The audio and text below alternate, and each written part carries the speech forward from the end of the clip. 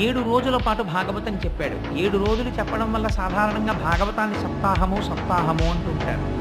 ఏమి సప్తాహం అని ఎందుకు చెప్పుకుంటారంటే, ఒక మనిషి ఎన్ని సంవత్సరములు బ్రతకనివ్వండి, 80 ఏళ్ళు బ్రతకనివ్వండి, 90 ఏళ్ళు బ్రతకనివ్వండి, శతమానం భవతి శతాయు పురుష సతేంద్రియ ఆయుష్దేవి ఏ